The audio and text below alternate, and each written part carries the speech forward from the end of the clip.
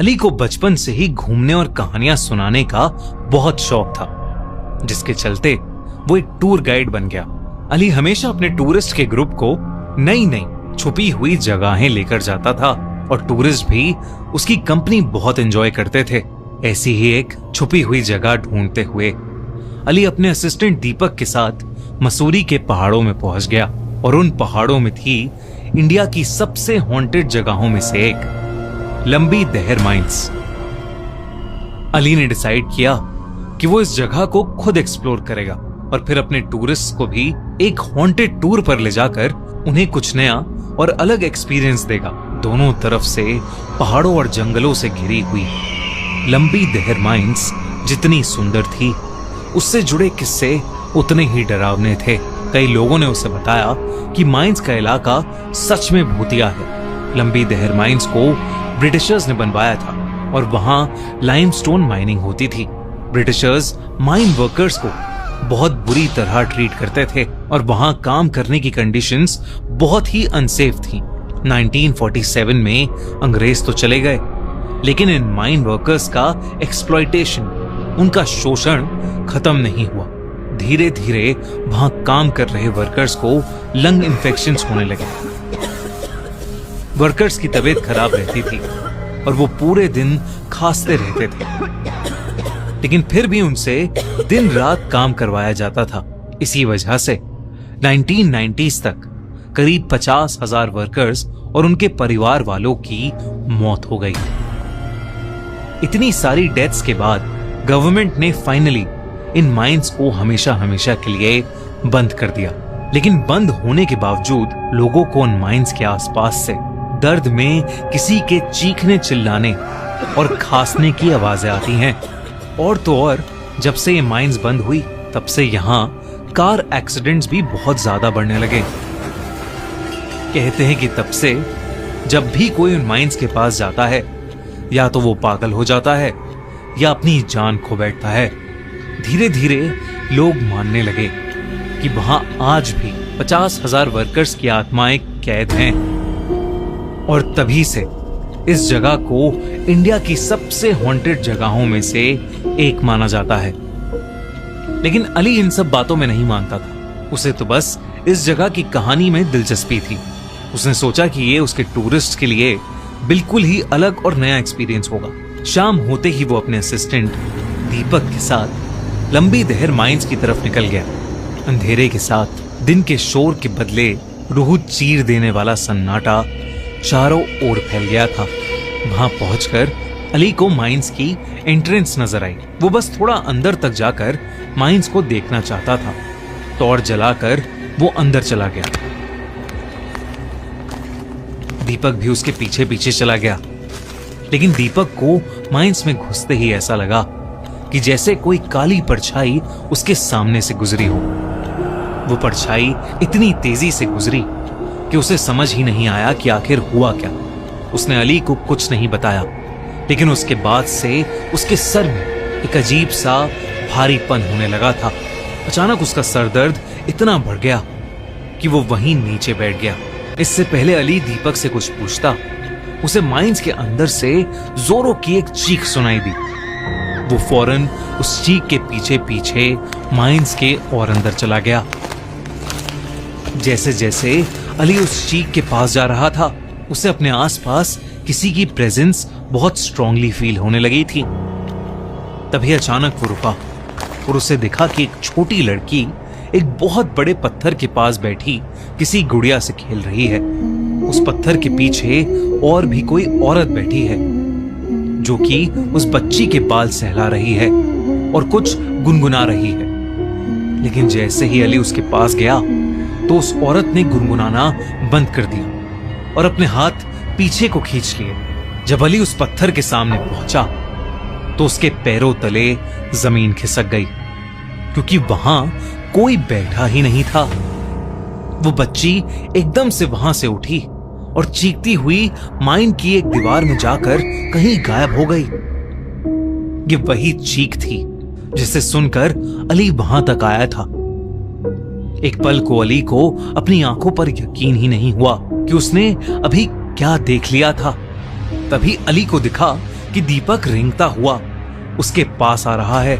दीपक की आंखें बिल्कुल सफेद हो चुकी थीं और वो दर्द में बुरी तरह खास रहा था। ऐसा लग रहा था कि जैसे किसी आत्मा ने दीपक को पोजेस कर लिया हो। अचानक से दीपक पागलों की तरह अपना सर दीवार में मारने लगा और हंसते हुए अली को देखने लगा। अली जो देख रहा था उसे देखकर वो घबरा उठा था। तभी अली को पीछे से एक जोर का धक्का लगा, लेकिन जब वो पीछे मुड़ा तो वहां कोई नहीं था। फिर अचानक ही अली माइंस के और अंदर खींचा चला गया। वो अब माइंस के और अंदर आ चुका था। जिस ढलान से फिसल के वो नीचे गिरा था, अब उस रास्ते ऊपर जाना नामुमकिन था। तो अली हिम्मत करके माइन से बाहर निकलने का रास्ता ढूंढने लगा। एकदम से उसे बहुत सारे लोगों की आवाज आने लगी। उस माइन के अंदर बहुत सारे लोग वर्कर्स की यूनिफॉर्म पहनकर काम कर रहे थे, पर अली के वहां आते ही वो सब अपनी जगह पर ही रुक गए और अली को घूर कर देखने लगे। इससे पहले अली कुछ कर पाता, उन सभी माइन वर्कर्स ने एक साथ जोर जोर से दर्द में रोना और खांसना शुरू कर दिया। वो आवाजें पूरी माइन में गूंजने लगी थीं। अली डर के मारे कपकपाने लगा। उसे समझ आ गया था कि वो सारी कहानियां सच हैं जो कहती हैं कि उन माइंस में 50,000 से ज्यादा माइन वर्कर्स की आत्माएं कैद हैं। उसे ये भी समझ आ गया था कि वो सारे वर्कर्स जो उसके सामने थे वो जिंदा नहीं, बल्कि सब के सब मर चुके हैं। उन सभी वर्कर्स की आंखें लाल होने लगी और धीरे धीरे वो वर्कर्स अपना दम तोड़ने लगे। अली बस किसी तरह वहां से निकलना चाहता था, लेकिन वो रास्ता खत्म ही नहीं हो रहा था। धीरे धीरे वो माइन वर्कर्स बढ़ते गए और पूरी माइंस उन लोगों से भर गई। अब वहां अली का भी दम घुटने लगा था। उसे भी खांसी आनी शुरू हो गई थी। देखते ही देखते अली की खांसी और ज्यादा बढ़ गई और उसके मुंह से खून भी आने लगा। माइंस में मौजूद वो सभी वर्कर्स धीरे धीरे अली के करीब आने लगे। अली जोर जोर से मदद की पुकार करता गया। वो अपनी पूरी जान लगाकर सिर्फ चिल्लाता रहा और चिल्लाते चिल्लाते वो बेहोश हो गया। अली की आंख अगले दिन एक हॉस्पिटल में खुली। दीपक उसके पास ही बैठा था। उसने कहा कि उसके सर में अचानक से बहुत तेज दर्द शुरू हो गया था और इसीलिए वो माइन से बाहर निकल गया था। बाहर जाते ही उसका दर्द ठीक हो गया और वो बाहर ही बैठा अली का इंतजार करने लगा। लेकिन जब अली बहुत देर तक वापस नहीं आया तो दीपक 2-3 लोकल्स को लेकर माइंस के अंदर चला गया और उसे माइंस के अंदर एक कोने में अली बेहोश पड़ा मिला। अली ने अपने साथ हुआ पूरा किस्सा जब दीपक को बताया तो दीपक के होश उड़ गए। उन दोनों ने उस दिन तय कर लिया कि वो फिर कभी लंबी दहर माइंस नहीं जाएंगे।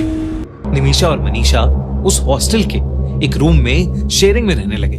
दोनों का रूटीन एकदम फिक्स्ड था। निमिषा पूरी रात जग कर पढ़ाई करती थी और सुबह 7 बजे मनीषा को उठाकर सो जाती थी। फिर मनीषा ब्रेकफास्ट के टाइम तक पढ़ती रहती थी। मनीषा चश्मा लगाती थी और उसके हाथ में उसकी माँ का दिया हुआ एक काला धागा हमेशा बंधा रहता था। 5th फ्लोर की कहानियों को बाकी स्टूडेंट्स की तरह वो लोग भी ज्यादा नहीं मानते थे, पर फिर भी वहां कोई नहीं जाता था। पर 10 दिसंबर को कुछ ऐसा हुआ जिसकी मनीषा को कोई खबर भी नहीं थी। निमिषा रोज की तरह रात के 12:30 बजे रूम में बैठकर पढ़ाई कर रही थी और मनीषा दूसरी तरफ करवट लिए सो रही थी। निमिषा का गला अचानक से सूखने लगा। वो उठकर हॉल में कॉफी बनाने चली गई। पूरे हॉल में एकदम शांति थी। सब लोग या तो अपने कमरे में थे या सो चुके थे। उस हॉल में कोई नहीं था, बस कॉफी मशीन के गड़गड़ाने की आवाज आ रही थी। पर मशीन को स्विच ऑफ करने के बाद फिर से सन्नाटा छा गया। निमिषा कॉफी का मग लेकर पीछे मुड़ी और उसको अचानक झटका लगा जिससे उसकी कॉफी छलक गई। उसने देखा कि मनीषा उसके पीछे ही खड़ी है। अंधेरा ज्यादा होने की वजह से उसकी आधी ही शक्ल निमिषा को दिख पा रही थी। उस रात मनीषा कुछ अलग सी दिख रही थी। उसने ना तो अपना चश्मा पहना था और ना ही उसके हाथ में वो काला धागा था।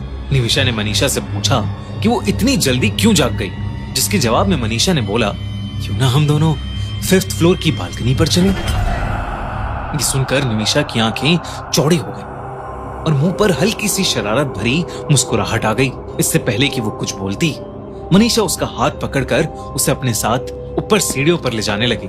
जब दोनों सीढ़ियां चढ़ रही थीं, तो बस निमिषा की ही चप्पल की आवाज आ रही थी।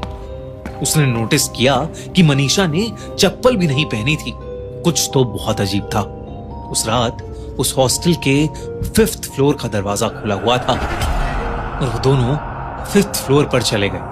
वो पहले इधर उधर देखने लगे। फिर कुछ मिनट बाद दोनों ने खुद को एक रूम में पाया। ये उसी लड़की का रूम था जो 5 साल पहले मर चुकी थी और जिसके बारे में लोग कहते थे कि उसकी आत्मा 5th फ्लोर पर भटकती है। लेकिन उस रूम के बारे में निमिषा या मनीषा दोनों ही नहीं जानते थे। उस रात मौसम बहुत ठंडा था। 5th फ्लोर के मलबे पर बनी खिड़कियों से ठंडी हवाएं आ रही थीं और रात के अंधेरे में कोहरा जम रहा था। उसी बीच निमिषा की नजरें दीवार पर पड़ी, जिस पर किसी ने अपने नाखून से बड़ा बड़ा 10th दिसंबर लिखा हुआ था। दोनों बालकनी पर खड़े होकर नीचे देखने लगे।